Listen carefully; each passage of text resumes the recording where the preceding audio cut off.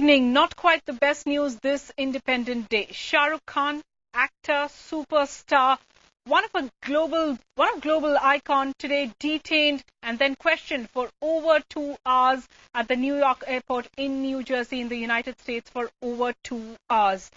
This actually happened because Mr. Khan's name came up in a computer-generated list. Ironically, many would think this would actually be the perfect setting for his film, My Name is Khan. But sadly, the real and the real have merged and no one knows where one ends and the other begins. Shah Rukh Khan picked up perhaps because his name is Khan on the show, an exclusive interview with Shah Rukh Khan coming up in just a bit. But first, let's tell you what happened. The actor was detained and questioned at the airport for 2 hours. He was asked to produce names and numbers of people in the United States who could vouch for him. It was only after the intervention of the Indian embassy officials that Shah Rukh Khan was released. Reacting to the incident, Shah Rukh himself didn't feel the need to mince words. He said, "I was stopped and checked because I am an Asian." Here's Shah Rukh Khan with what happened. It was at New Jersey at Newark airport. And I didn't understand for the first 20 minutes. Till they took me to a room where a lot of other people were also awaiting a secondary check on their visas. And obviously most of them were Asians. So then I asked him, I said, why is this happening? There was this young girl next to me. She said, because, they are just wanting to trouble you. And I think they kept on telling me that so they need to follow a procedure. So it took them an hour and a half, 2 hours. They kept on asking me questions if I could give them any relevant numbers in America that they can contact. And they were just like, where am I staying? Can I give telephone numbers of people who I know in America they can call and vouch, who would vouch for me?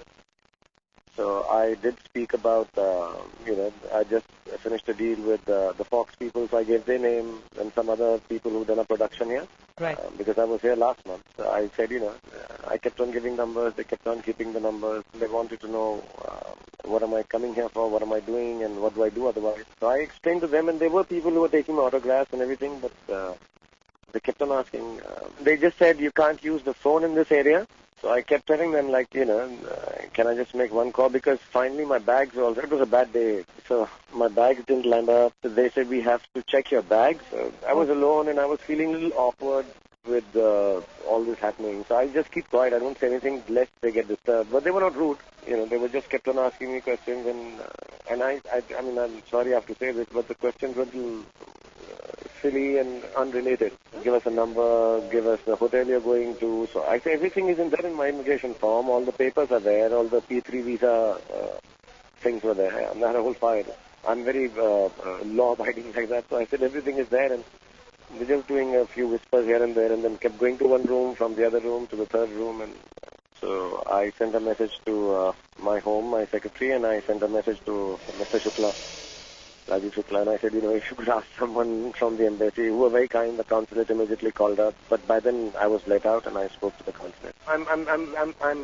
It hurts your self-respect a bit, and I would not like it to make it an ego issue. But it does hurt your self-respect. And you're like, listen, one can avoid being subjected to this by avoiding as much work that is, that you can avoid coming here. I did feel bad for a lot of people who were sitting there in that room. And I felt less angry because, we were all in the same boat or the same room. Yeah, it is not nice. It's not a good feeling. You go somewhere to work or just visit, and it's unfortunate and sad. Yeah. I wasn't angry because this is not the first time, so I expect it every time. This was a little more long drawn than, and I'm glad my family wasn't there because it happened to me once with my family too.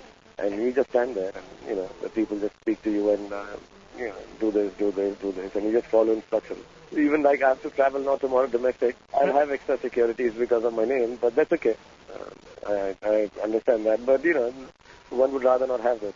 Because anywhere else, God's been very kind. Wherever I go, people do treat me very well. And I get a little taken aback, and I'm a shy and scared traveler. So I get very worried when, when so many questions are asked. And I hope I'm not, sometimes I have a sense of humor, which I have to really hold back, lest I say something which they dislike. Very inconveniencing, when you have to stand there and explain what you do, what you're going to do. And I'm bad with numbers, so when they start asking me telephone numbers, I was like really, really scared. I'm like, listen, I can't remember any number. Right. it's not something that you look forward to after 18 hours. I'm going to be checked now, and like tomorrow morning, flying domestic, and I'm sure I'll be in the high security.